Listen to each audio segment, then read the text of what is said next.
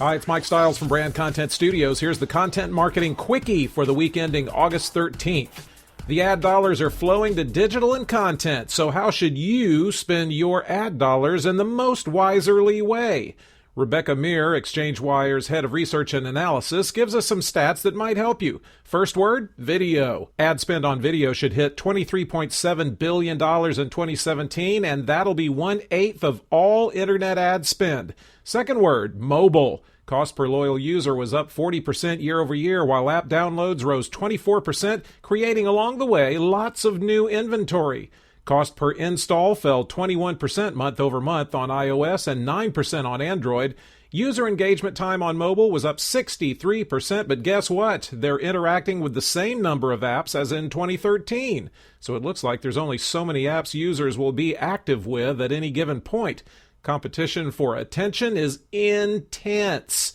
Oh, third word is programmatic, though hiring and training for that skill set is struggling.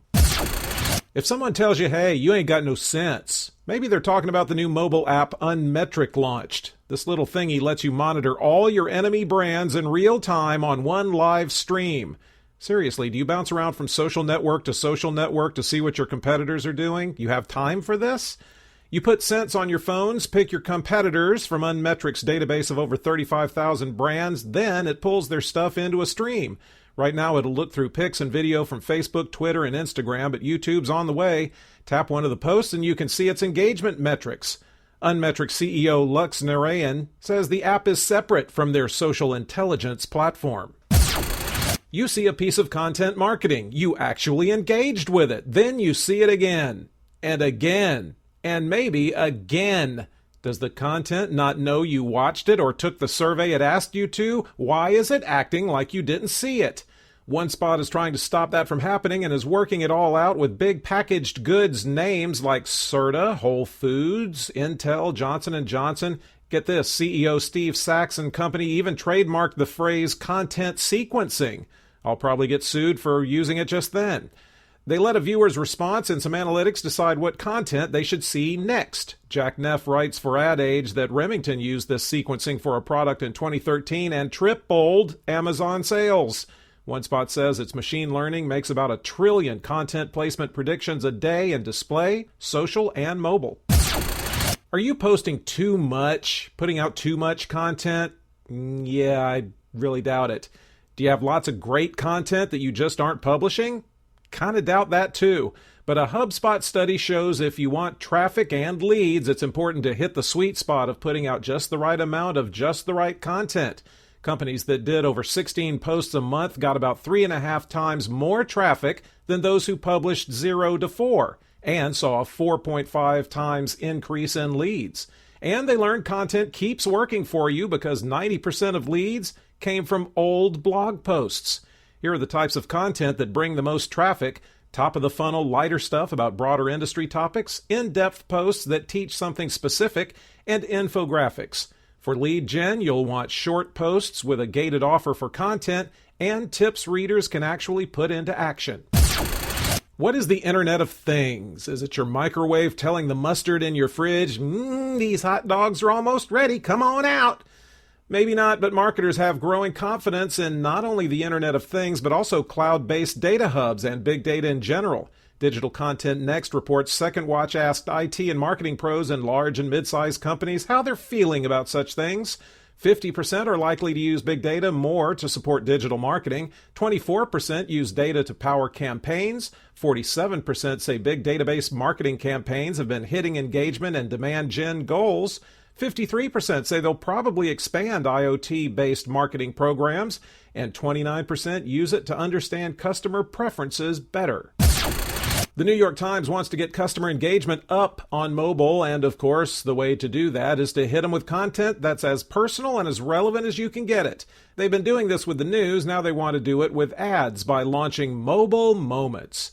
Remember when mobile meant that thing that spun over your crib with stars and moons on it? Anyway, the Times did some research, they are journalists after all, and learned there are certain moments through the reader's day when they want certain content. Mobile Moments will deliver targeted short stories called screenplays. Linda Zebian tells Loyalty 360 this is just the first phase of a bigger mobile native ad offering. Content is dynamic, can change during the day, and can be customized to the reader. But you can't pull the comics off with silly putty and stretch them. Young people like smartphones. Woo! Am I breaking some news or what?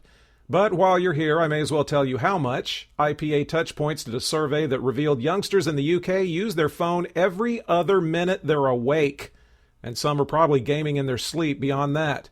We're talking an average 387 times a day they check their phones. That's 46% more than adults overall who check it 264 times a day, which is not a small amount either.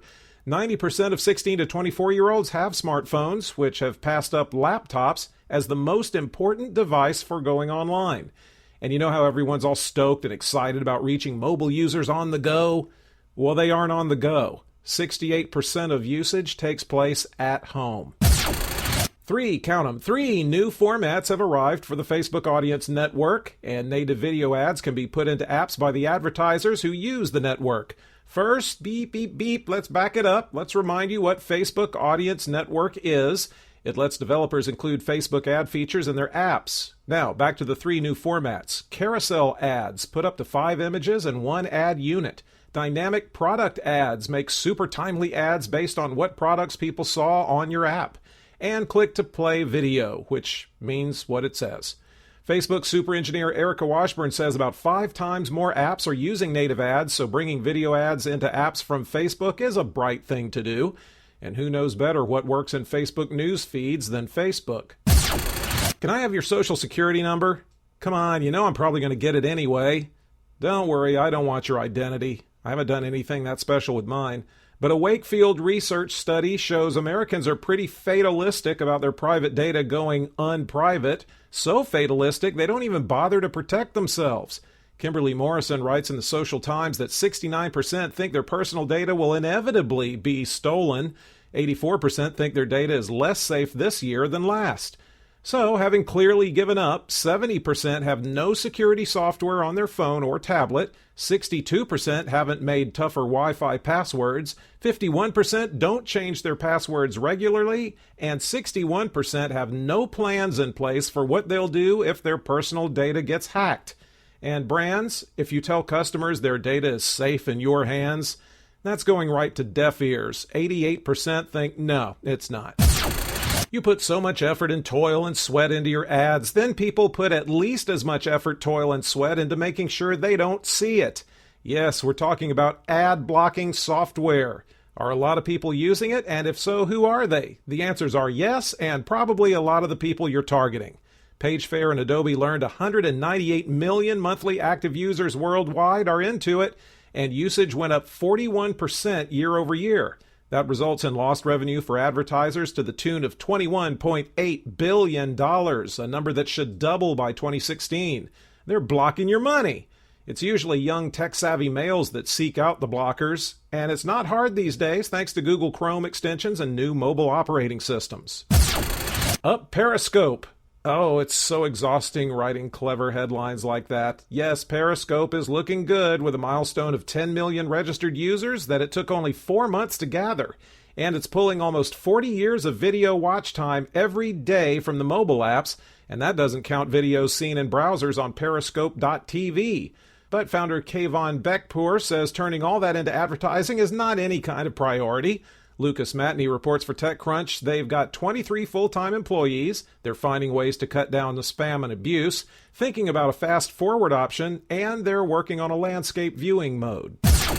So with Periscope going all kinds of well like that, you have to know Facebook's watching it and going, oh, we're going to have that covered.